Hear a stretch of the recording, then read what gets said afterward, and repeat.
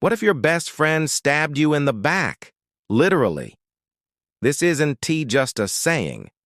It is the story of one of history's most shocking betrayals, the assassination of Julius Caesar. Julius Caesar wasn't just a Roman general. He was the man who transformed the Roman Republic into the beginnings of an empire. Through brilliant military campaigns, he conquered vast lands, from Gaul to parts of modern-day Britain. He was celebrated as a hero by the Roman people, but feared by the Senate. Why? Because Caesar wasn't just powerful, he was becoming unstoppable. In 44 BC, he declared himself dictator for life.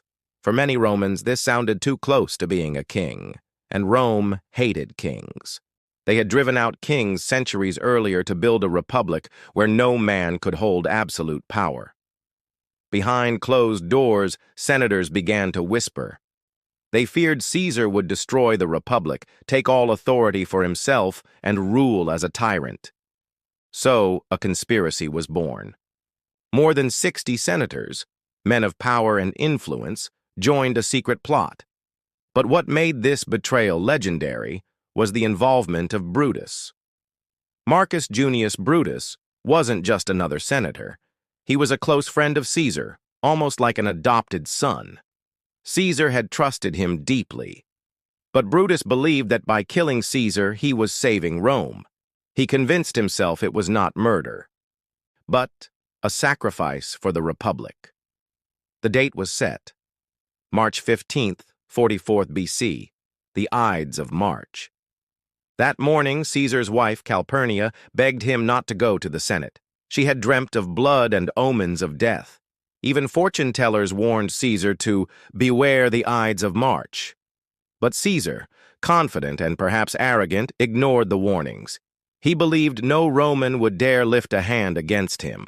Caesar walked into the theater of Pompey, where the Senate was meeting. The conspirators greeted him warmly, hiding their daggers under their togas.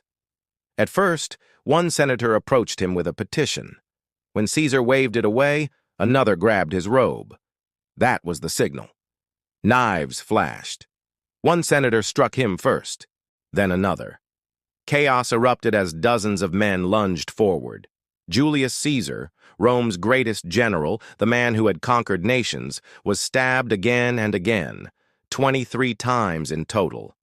And then came the cruelest cut of all.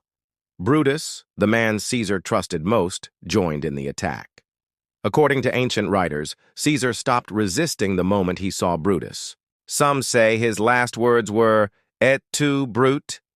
You too, Brutus. Whether or not he truly said them, those words became the symbol of ultimate betrayal. When the deed was done, Caesar collapsed at the foot of a statue of Pompey, his old rival. It was a bitter symbol.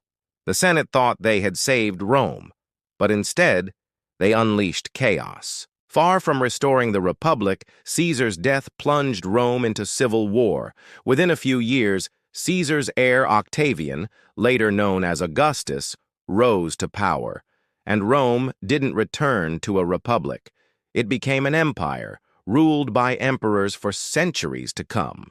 The betrayal of Julius Caesar still echoes through history. It reminds us how fear, ambition, and misplaced loyalty can destroy even the greatest of men.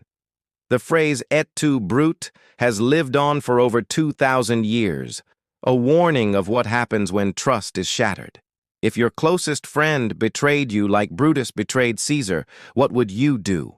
Comment your answer below.